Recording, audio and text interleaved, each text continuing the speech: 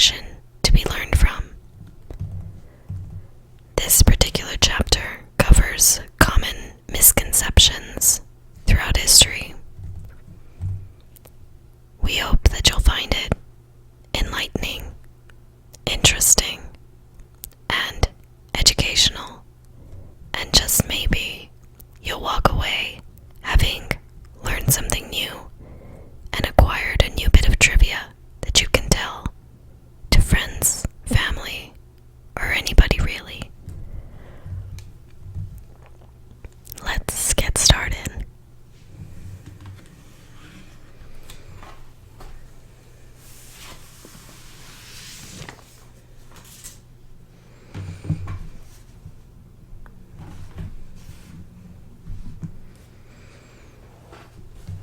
Starting it off with one of history's most notorious figures, Hitler's dance fever.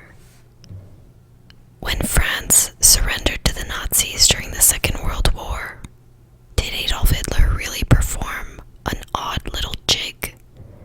The Führer was guilty of many things, but inappropriate dancing was not among his crimes. In June 1940, as Adolf Hitler prepared to accept the surrender of the French government at Compiègne, France, he gave the sidewalk a single stamp with his boot, seeming to punctuate the astonishing turn of history. But people in Allied countries saw something much different in newsreels. Hitler danced a childish two-step, seeming to gloat over the German victory. Played over and over again in movie theaters, the clip ridiculed the Nazi leader while raising the fighting spirit of the public for the many battles to come. Although still recorded as a historical fact in many history books, Hitler's jig was in fact the invention of crafty British propagandists who had simply looped the footage of his single step so that he appeared to be doing a victory dance. Hitler was also the target of a few less remembered hoaxes. In 1933, a picture supposedly showing him as a toddler with a scowling mouth and menacing eyes was published widely in Great Britain and the United States. The German consulate in Chicago wrote a letter to the Chicago Tribune protesting against the photo's veracity.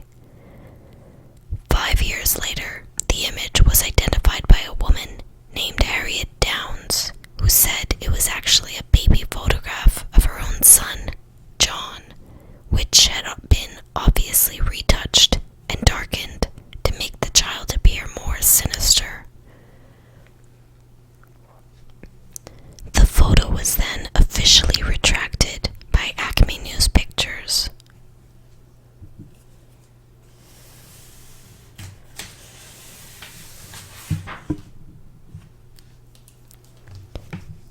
Feet a cold, starve a fever. Don't worry if you can't remember whether you're supposed to feed a cold and starve a fever, or the other way around. Neither approach will cure you, but one could make you feel better. No one knows for sure where this oft-repeated advice originally came from, but some mythbusters have traced the adage back to the Middle Ages, when people believed illnesses were caused either by low temperature or high temperatures. Those caused by low temperatures, including the common cold, needed fuel in the form of food, so eating was the treatment of choice. To the medieval mind, fever or any other illness that caused a high temperature was fueled by food, so the recommended treatment was to eat nothing or very little to help the body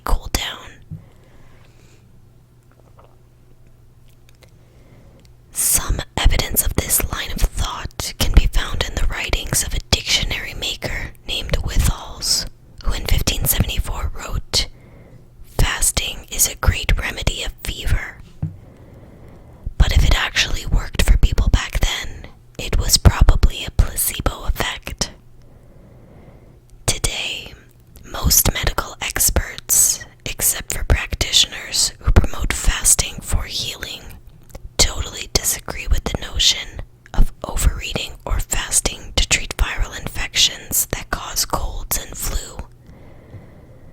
When you have a cold or the flu, you actually need more fluids than usual. Drink plenty of water, juice, soup, and tea, and eat enough food to satisfy your appetite. Hot fluids will soothe a cough, ease a sore throat, and open clogged nasal passages. Food will supply nutrients that help bolster your immune system.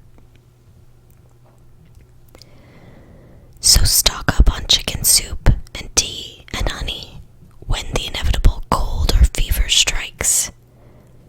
And if a pint of mint chocolate chip ice cream helps you endure the aches and sniffles, why not indulge?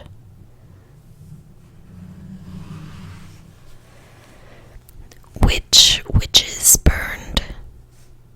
Contrary to popular belief, no witches were burned at the stake during the Salem witch trials. And men, and even dogs, were not immune from punishment. Blame it on Tituba.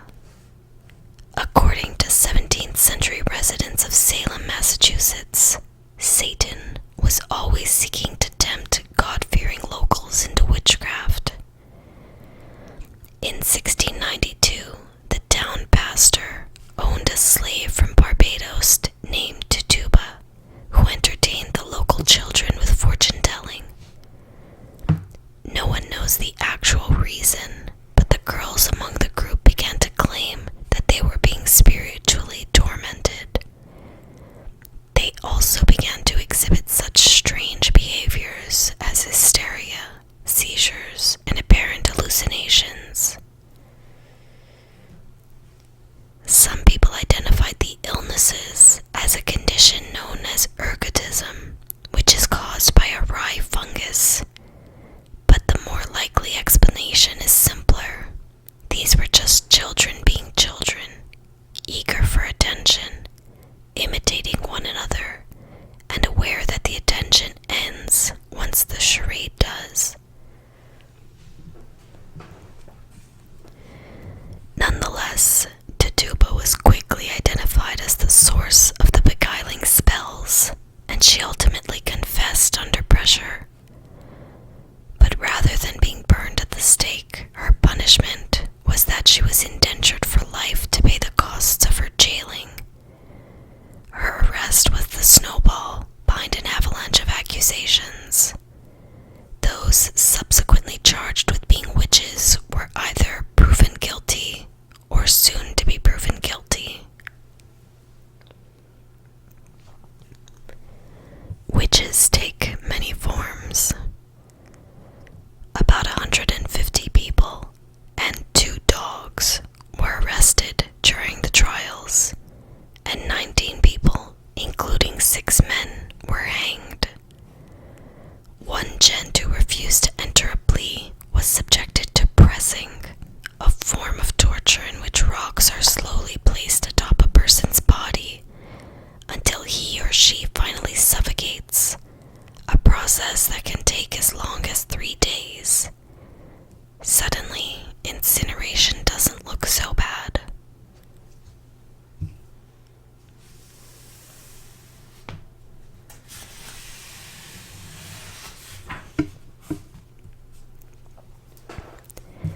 The Beatles' ode to LSD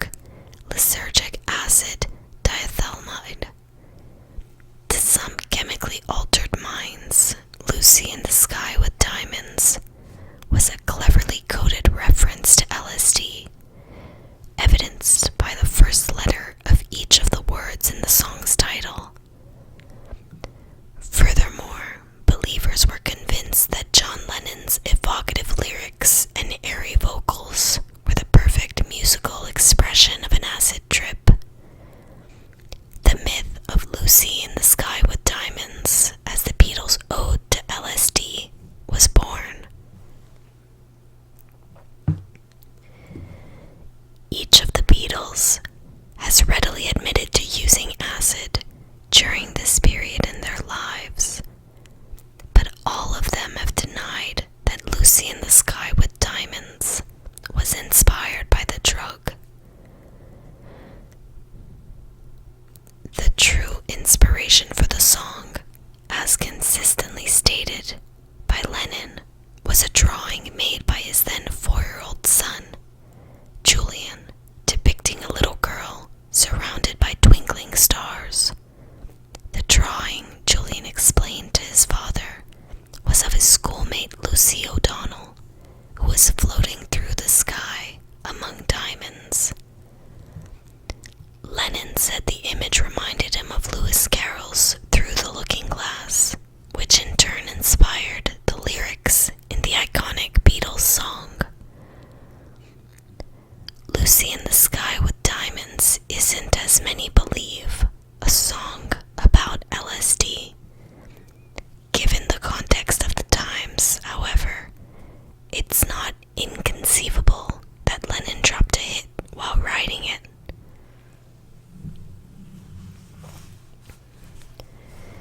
Misconceptions. Combine a partial fact with a believable untruth, and you have the kind of myth that won't go away. Myth. Twins skip a generation.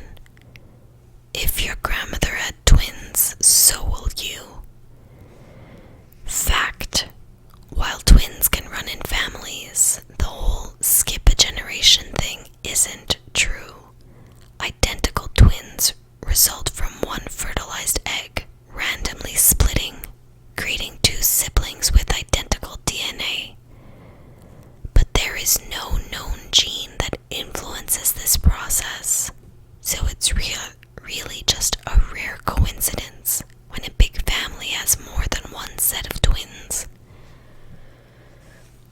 Myth. The chupacabra lives. Fact. Sorry folks, but there is simply no such animal known in Spanish as the chupacabra or goat sucker.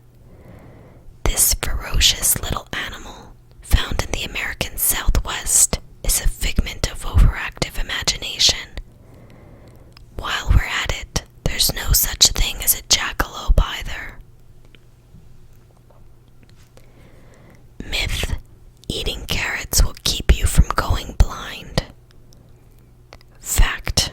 While carrots contain a lot of vitamin A, which is good for eyes, skin, teeth, and bones, eating carrots isn't going to keep you from needing glasses. This rumor came about during World War II and has stuck around ever since.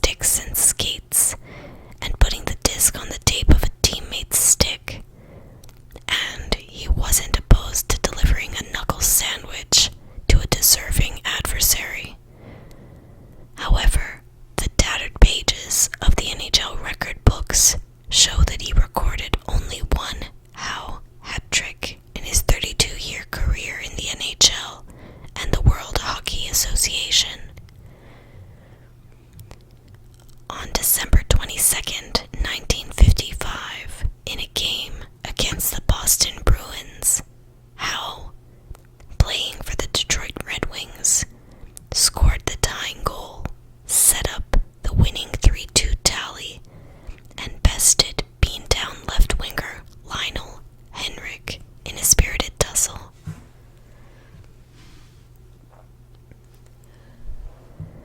The record holder. The Gordie Howe hat trick isn't an official statistic. In fact, the San Jose Sharks are the only franchise that lists the achievement in its media guide, but it is a widely acknowledged measurement of a skater's ability to play the game with both physical skill and artistic grace. The New York Rangers' Brendan Shanahan is the NHL's all-time leader in Howe hats. According to the Hockey News, Shanny scored a goal, recorded an assist, and had a fight in the same game 9 times. What about the football game? Most people were taught that Thanksgiving originated with the Pilgrims when they invited local Native Americans to celebrate the first successful harvest. Here is what really happened. There are only 2 original accounts of the event we think of as the first Thanksgiving. Both are very brief. In the fall of 1621, the Pilgrims, having barely survived their first arduous year, managed to bring in a modest harvest. They celebrated with a traditional English harvest feast that included food, dancing, and games. The local Wampanoag Indians were there, and both groups demonstrated their skill at musketry and archery. So that was the first Thanksgiving, right? Not exactly. To the Pilgrims, a Thanksgiving Day was a special religious holiday that consisted of prayer, fasting, and praise. Not at all like the party atmosphere that accompanied a harvest feast. Our modern Thanksgiving, which combines the concepts of harvest feast and a day of Thanksgiving, is actually a 19th century development.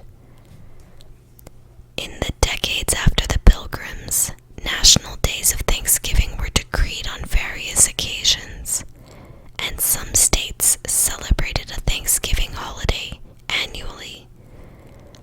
But there was no recurring national holiday until 1863, when a woman named Sarah Josepha Hale launched a campaign for an annual celebration that would greatly aid and strengthen public harmony of feeling.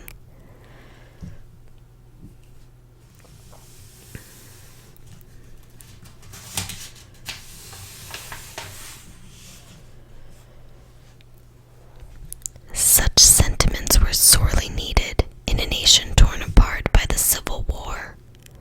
So, in the aftermath of the bloody Battle of Gettysburg, President Lincoln decreed a national day of Thanksgiving that would fall on the last Thursday in November, probably to coincide with the anniversary of the Pilgrims' landing at Plymouth. The date was later shifted to the 3rd Thursday in November, simply to give retailers a longer Christmas shopping season. Not just for nerds, role-playing games. Many myths about role-playing games, RPGs, the increasingly popular tabletop adventures abound, in which players create characters whose fates are decided by a roll of the dice. Myth: gamers are all nerds who live in their mom's basements. A wide variety of people from all walks of life answer to the siren song of a 20-sided die. Men aren't the only ones playing either. The number of women gamers is growing rapidly. Gone are the days of the stereotypical geeks dominating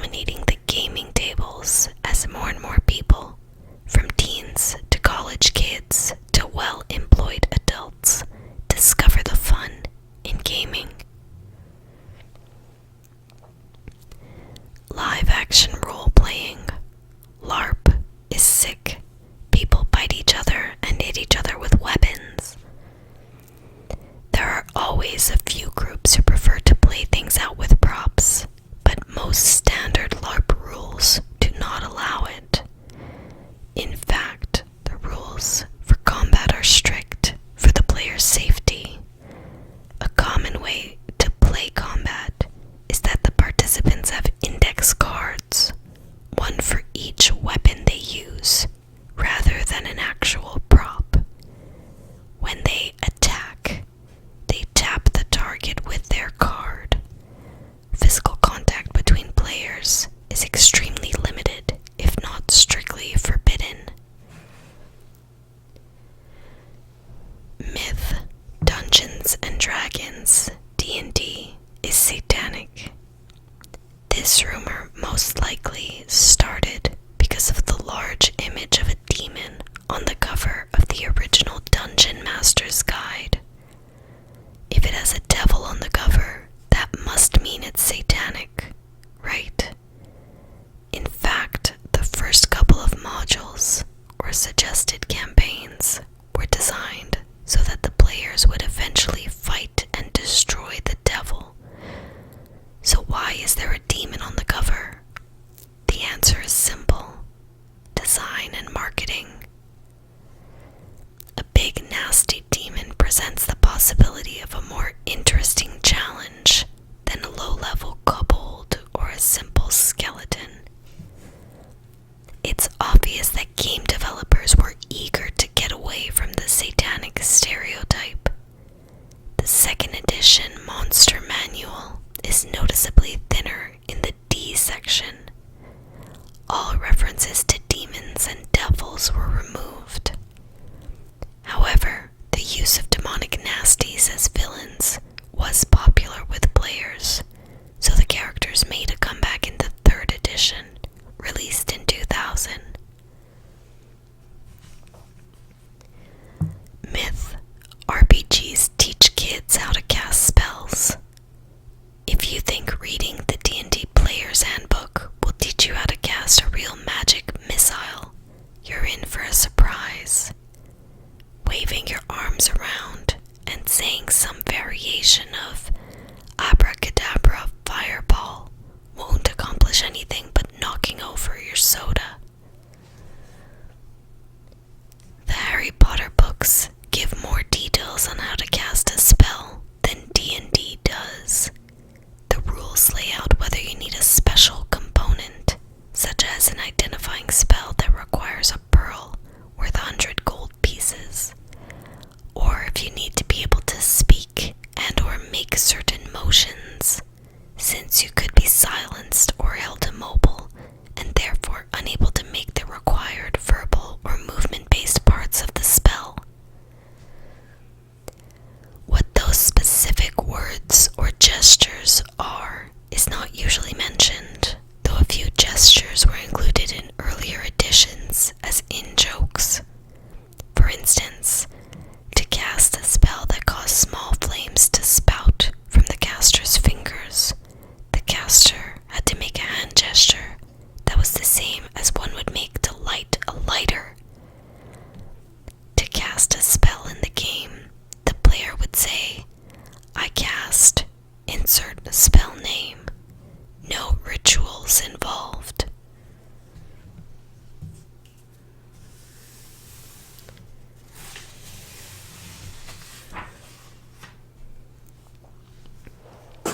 Spreading fear. Surgery carries risk, but spreading cancer is not one of them. One of the most unfortunate medical misconceptions, that surgery causes cancer to spread throughout the body, has persisted for years. Specialists in cancer surgery say there is no truth to the misconception, but it sometimes prevents cancer patients from seeking life-saving treatment. A 2005 survey by the American Cancer Society found that 41% of respondents believed cancer spreads throughout the body as a result of surgery.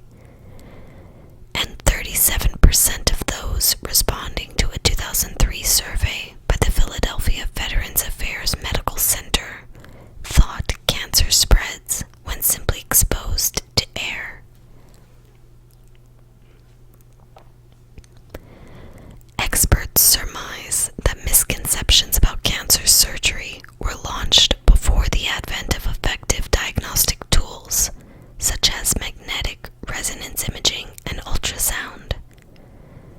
Back then, the only conclusive way to know if a patient had cancer was through exploratory surgery. In many cases, by the time the patient was opened up in the operating room, the cancer already had metastasized, and there was little doctors could do to stop the advancement of the disease. Ailing patients mistakenly blamed the surgeon for their declining health, believing it was the operation that had caused the cancer to spread. Today, doctors are able to identify cancer at much earlier stages, when patients have better treatment options. Surgery, often in combination with chemotherapy and radiation, is an important part of the journey back to health. Surgeons are able to safely perform biopsies and remove tumors without introducing cancer cells into other parts of the body. Cancer spreads 3 ways: through the blood, through the lymphatic system, or by invading tissue near the tumor.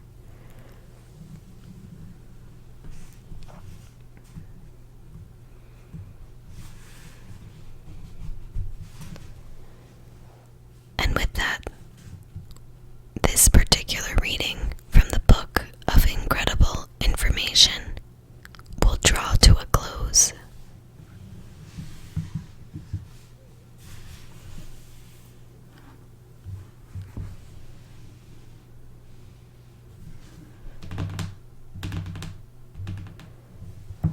Once again, we want to thank you for being here with us as we continue to read and learn from this very interesting book of trivia.